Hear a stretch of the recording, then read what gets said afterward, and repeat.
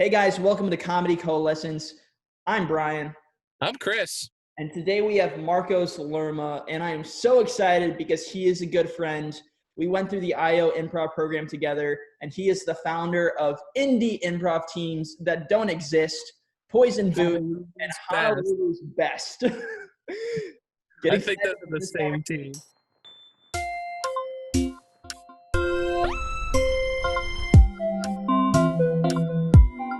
All right. Marcos Lerma.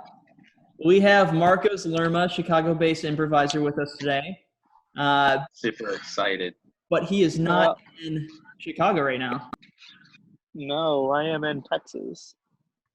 Quarantining. What part of Texas you in? Central Texas. I'm about 40 minutes above Austin right now. Oh, that's pretty badass, actually. It's a cool city. Yeah. Yeah. I haven't been there since I got back though, but I need to check it out sometime. Yeah, so Marcos, your story is that you moved to Chicago for the theater and comedy scene, right? I did, yes. Yeah. Yeah. I just graduated college, and then I was like, my next move is probably somewhere like Chicago. So I packed it up and went over. Nice. And you studied theater in college, correct? I did, yeah. I was a double major, communications and theater. So. There you go. That's a pretty good combo. Yeah. Yeah. So did you do improv before you moved up? Was it like in college, or did you do any theaters, or did you start here? I started in Chicago. Fresh. Wow. The improv scene is not big here in Texas, from what I know. There is a couple theaters in Austin, and like maybe one theater in San Antonio, that I know of. But it's just not a thing here. The culture is a lot different. Yeah. I guess just comedy culture in general. You got the whole East Coast and West Coast kind of control the whole thing. But Texas, the only big thing we have here is South by Southwest, which is I think every March. Yeah. And that's when it becomes comedy town, kind of. Yeah, like all the art comes in and everything. Mm-hmm. Yeah. Well, have you tried any comedy? Ever gone back to visit, or is this your first time visiting since you moved out here? I think it's my first time. I haven't done comedy in Texas ever. Actually, I did once, maybe for it was a comedy showcase for college. Yeah. But it wasn't anything. What kind of comedy were you doing in college? I don't think I know that. Stand-up. You were doing stand-up? Stand-up and just writing, like short films. Short film? Nice. Yeah. Okay. So you kind of have this like similar track that Chris was on, where you kind of dove into stand-up before finding improv. Yeah, for sure. Nice. So what made you want to start improv and kind of move that way? It was Tina Fey's book. She talks about Second City and how Chicago was where she started. What's that, Bossy Pants, the book? Yeah, Bossy Pants. It was like I didn't know what I was going to do after college, and I read that book in high school. So yeah, I think I would probably be okay at improv, so I thought I'd try it out. Okay, cool. Have you only been taking classes at IO or anywhere else? Second City, IO, and Annoyance. I've gone through the whole IO program. The first two levels of Second City Conservatory, and one level at Annoyance. No, cool. Yeah, so I kind of went a little bit around. So do you notice like a difference between the theaters, or is it all kind of just the same thing over and over again? What do you think? I think basically it's the same. It's the same people, kind of. You're in the same spaces, all your friends at all three places, kind of. And that's kind of that's what I feel like the theater experience is like anywhere. If you're with your crew, it's kind of the same. But I think the teachers, I haven't done enough Annoyance to really know the difference between IO improv and Annoyance improv. Second City is more short form. I've done A through E there also. I know you're in. I don't know what level you're at. No, you're also about to go to E. Okay. So wrapping that up, yeah. So short form is just a whole nother beast in general, but I like it a lot. It's easier to be funny in short form, I think. It's more digestible too, I think, to an audience. Yeah. Like if my parents, at least, I don't know about your guys's, if they came and they watched what we do at like IO, they'd be like, "What the fuck are you doing?" Like, it doesn't help that we organic opening. It What's doesn't that? really start with like a group game, like whimsical opening. Start Yeah, off, like super wacky you know, versus like, hey, Yeah. this is Hoop Line. just lose the Yeah, I audience agree, off the 100%. bat, just make everyone confused.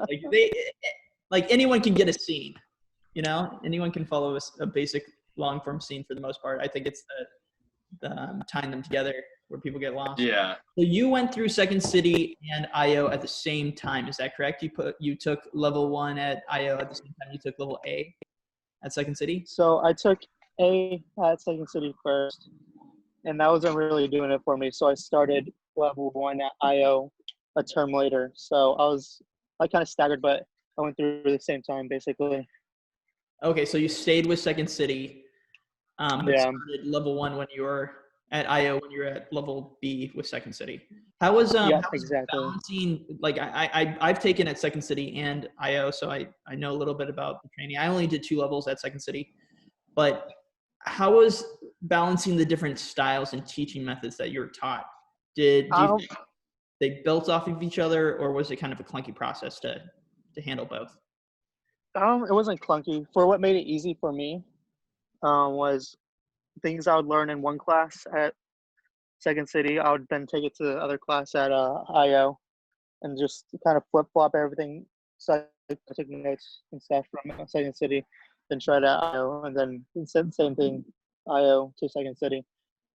And so it kind of made it like just like 2 parts of the same class, kind of, even though it's like 6 hours of.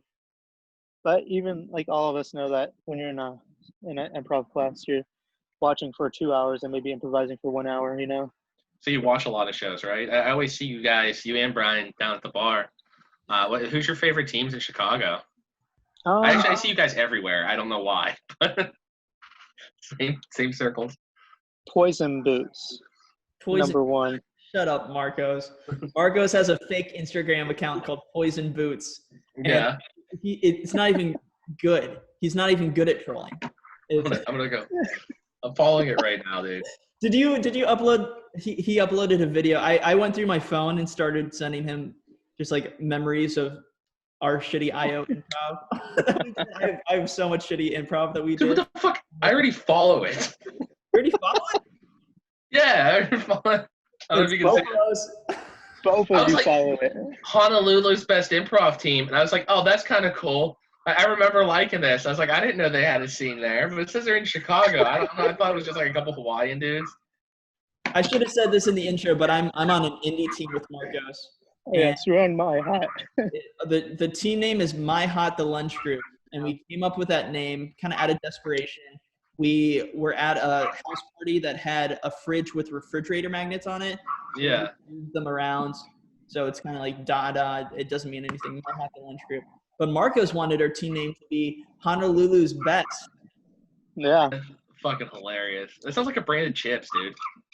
it does, doesn't it? I Yeah, like like Honolulu's barbecue. best. I had a couple good names. I had Chekhov's Water Gun was one of them. You said, wait, hold on. Let me read the, this is what your description says. Honolulu's best improv team, Poison Boots, is the tag. We are Honolulu's best improv team in Chicago, and we do a form called Chekhov's Water Gun. Chekhov's Water Gun is a secret form that only the members know. You want me to explain it for everybody? The Chekhov's Water Gun? Yeah, let's do. You're followed. On the team?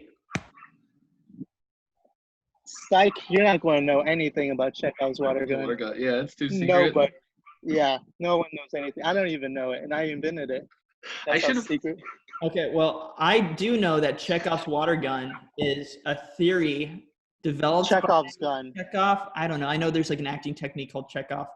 And yeah. the theory is if a gun is brought into like a theater piece at some point, it's gonna be brought back and someone's gonna get shot. It's just like a theory. Yeah, that's the idea.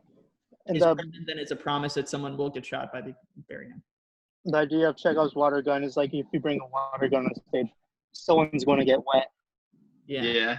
So you were talking about how IO and Second City build off of each other, and you're obviously interested in other forms of theater, and you studied other forms of theater. Has your theater training given you a platform to play improv off of, to bounce improv off of? Like, do you like traditional theater benefits improvisers, if that's in their definitely, I think 100%. because everything that's been done on the improv stage has been done in probably real theater. Flashbacks, just all the devices that are used. Zip zap zop. Yeah, exactly. I've zip zapped a lot in the middle of a production of Rhinoceros by Eugene Ionesco. I just felt it, and then I zip zap zopped it all the way to the end. Made the executive decision just to bust it out in the middle. Marcos, Yeah, then I got sued by the company who owns the rights to the play. So Sorry for derailing you, but what were you saying? Wait, one more side note. Marcos and I, like our indie team, we've been bringing in one-off coaches. Instead of having one set coach, we bring in coaches to run little workshops. And usually the coaches start the practice by saying, hey, what warm-ups do you guys want to do? Marcos goes, oh, I know this advanced version of Zip Zap Zop. Let's do it. It's called Zip Zap Zop Zop. And it was a train wreck. You just add Zop to the end of it. So it's Zip Zap Zop, Zip Zap Zop Zop, Zip Zap Zop Zop Zop. That's funny. It was so embarrassing. Zip Zap Zop Zop Zop. I'm cool with it. It's hard, man. Zip Zap Zop Zop Zop. Yeah. Because you don't know how many zops there are, you know? Exactly. And it doesn't just don't zop. It just goes. Yeah, just keep on zopping it all the way to the end. Okay, wait. So we're at theater training, and I think I would say it's helped a lot just to be familiar. I think it's helped kind of just have a conversation with people. So what what specifically, what classes have you taken in college that you think are particularly the most important thing? Yeah. Probably a screenwriting class where we learn 3-act structure. The structure. Oh, really? Yeah. Not acting. No, because acting is so different than improv because you have to memorize it. Improv, it's all you all the time. You're more honest in improv, I think, than acting because it's your mind going into it. Yeah. A lot of theater acting is kind of your puppets for the director, and you just kind of read these lines how the director tells you to read them, and then you have a show. So I think the creative process, the creative process behind theater is a lot more, just because there's themes and elements that need to be focused on in a production. But with improv, you just kind of explore those for yourself, and that's kind of where it goes. Mm-hmm. So, do you have any advice for somebody starting out? Maybe, whether it be a theater student or even just some random off the street person trying to get into this art form or just acting in general. Like, if you could give yourself advice, maybe when you're starting out. I think find your truth early on and just stick to it. That's probably the main thing. Know what you're good at. Know your brand. Know your comedy, and just own it 100%. Don't be afraid to fail. Kind of, because once you're in your head about just improv, then you're down. It's a slippery slope. You're just going to fail, and you're going to be hard on yourself for failing, even though there's no such thing as failing in improv. Yeah. Just trying too hard makes it really hard to even focus on what's important in improv, and that's kind of like just having fun, really. Yeah. Because if you have fun on stage, and the audience sees that you're having fun, then they're going to at least enjoy it. But if they see someone on there who knows, and it's like, oh man, this guy fucking hates being out there right now. Yeah. It's just hard to watch. Yeah, you could feel it. Like if somebody just hates life and they just you can see when somebody's like just checked out and they're just going through the motions and it drains you. Exactly. Yeah. So I remember my first show that I think I ever did at IO, maybe not my first show ever, but it was a level 5 grad show, and Marcos took a different class. We graduated at the same time, but he was in a different class. So he was in the audience, and we came out, asked for a suggestion, and I hear, dill pickle! Yeah. Marcos Lerma, because he is obsessed with giving shitty suggestions to people. Yeah. No, the idea behind dill pickle, because the first syllable of dildo is dill. Oh. So it's like dill pickle. Yeah, dude, that's classic comedy, a misdirect. Yeah, exactly. He's always bringing comedy everywhere. Oh my God. Dill pickle. That's funny. So, talking about shows and stuff, I want to ask you, what's the best show that you ever had, and then what is the worst bomb you ever had? Like the most eating shit. Like, man, I want to quit forever bomb. So, check it I out. think the best show I ever had. Well, I think Brian might have watched or was in it. This was maybe week 5 of our grad shows at IO. Brian was definitely in it. Nick was in it also. But it just everything flowed. We're doing our signature form called the event. Yeah. I Not don't remember. Chekhov's water gun. That's No. What was the theme of that show? Like, can you Was it like a specific that so I can remember? on the theme of Hawaii? Was it the Hawaii one where? Oh, yeah. Yeah. Or So we something were happened? running a form that we created called the event, and it's basically a herald. But we start the herald by coming out, instead of doing like a whimsical opener, we come out and do character monologues. Maybe there's 8 people in the back line. One by one, we all come out and we take on a different character that we then play the entire time throughout the show. Oh, that's pretty cool. I just realized I've never seen you guys, but told you I was going to see you so many times. Yeah, Every time I've seen you guys, I heard jam or something. I thought it was a really fun form to do because it has a lot of constraints. There's a lot you can't do.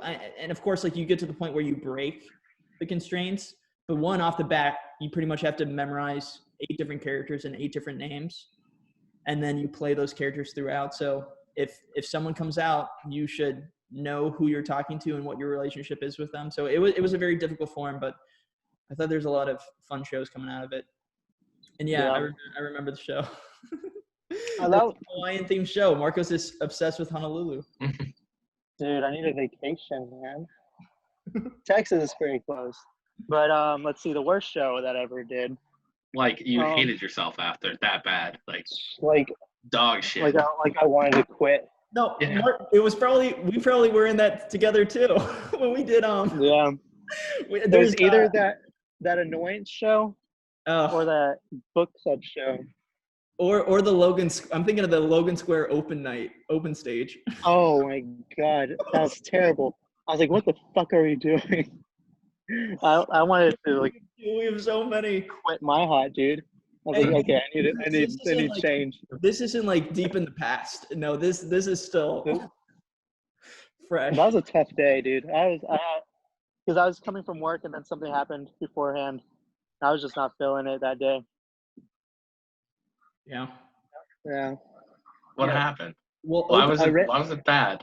Open stage is. Go ahead, Marcos. Sorry. Well, for me, why was it bad for me? That day was just off for me. I ran into my ex earlier that day. Oh shit. Yeah. And that just threw me off. And then I went to this fucking open stage and fucking did so freaking bad. I was like, what the hell am I doing in Chicago? What was our scene? Our scene was like, we came out together. There's only 3 people on the team that night, and we were the very last slot. We're either headlining, even though it's not headlining, it's just who's going last because it's like an open stage. And I came out, I was like, oh, it smells like chocolate or something like that. Oh, yeah. And Marcos, what did you say, Marcos? I have no made idea. you a chef and you didn't know who the chef was. So we kind of just like stared at each other. And it was just like, nothing crazy happened, but it was a show of no laughs. And we went for a solid 15 minutes. Yeah. It's just like nothing ever connected, only stayed on the surface, try to make jokes, try to be jokey, but no jokes hit. And we shouldn't be doing jokes because it's improv. It was just rough.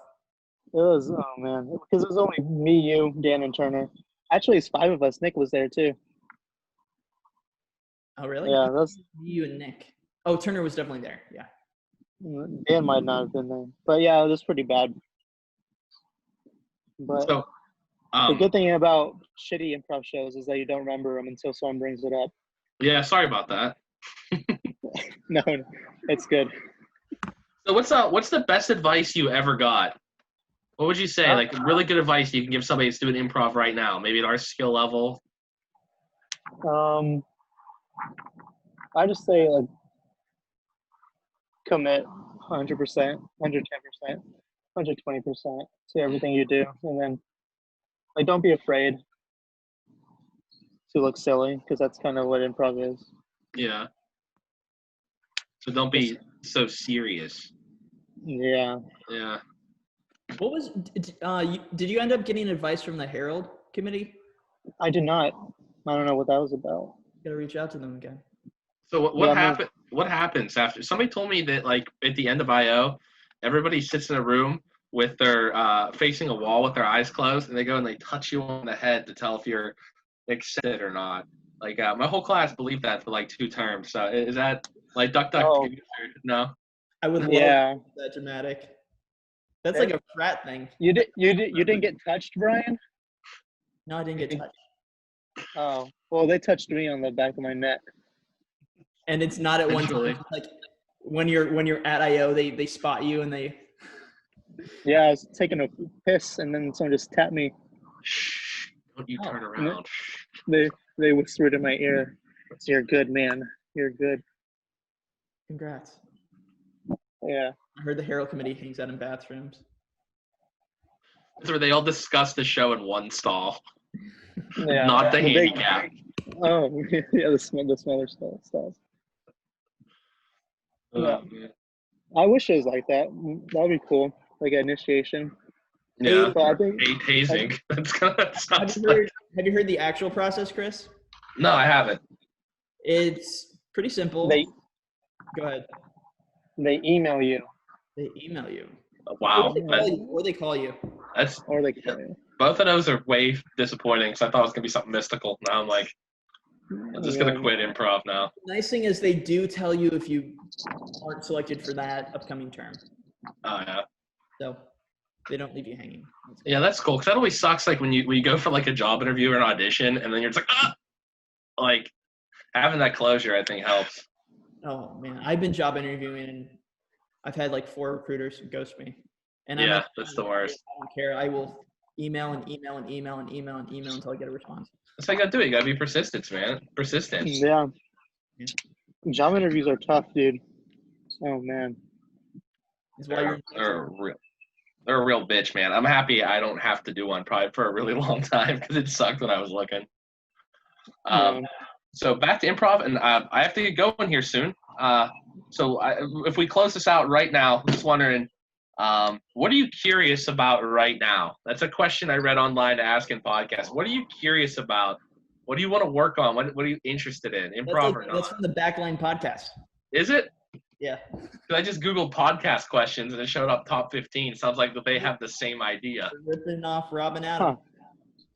Well, at the moment, I've been looking at grad schools and grad programs for Cool. screenwriting. Where would you go? I sent in an application to it wasn't their grad school, but it was an NYU sort of thing for screenwriting. Today, I'm looking at Chicago-based colleges and at USC. Yeah. Also, Because your main aspirations are to become a writer for television and possibly film. Yeah. Do you think improv has really added to that? Like, I'm sure it has, right? Learning the structure and doing. It's had to, yeah, for sure. Because if you're not doing 3-act structure, then you could do a whole, like you see it, like the Spokane or the Herald. You could see all this stuff in film and television if you just look hard enough, you know. So you don't want to you don't want to continue on with acting or communications. You're going to be a writer, so you're pretty much like a whole entertainment company.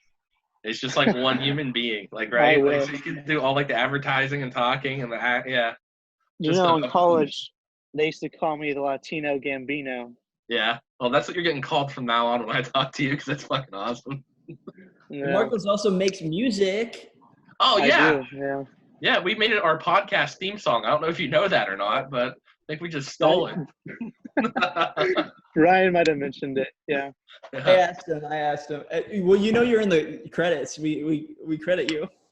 Yeah, you got to slide, bro. That's awesome. We took it out. Well, but hey, before we get going here, do you have anything you want to plug or shout outs or anything like that? Poison Boots. Okay. What's that? Honolulu's Best Improv? Yeah. I guess my hot improv, whatever the hell that is, it's an indie team in Chicago. I'm The a member Instagram is of. at My Hot Improv. Oh, this is important actually. I'm trying to be more socially active. Hmm. So I have a new Instagram handle called United Pedestrians of Chicago. Really? That's you? I gotta look it up. I'm gonna see. I've seen that. Instagram's telling me to follow that account. That's you? Drivers are dicks and CTA is trash. We need change. Follow United Pedestrians of Chicago. United Pedestrians of Chicago 312, 52 followers, now 53. Boom. Yeah, like You have no pictures though. nothing. But all right, guys. Marcos. Yeah. So I'm Chris. I'm Brian. That was Marcos Lerma. Yeah, you don't get to say it yourself. We say it for you. We're gentlemen. Marcos Lerma. Yeah, thank you. And then this is Comedy Coalescence. So see you guys next time. Yep. Have a good one, y'all.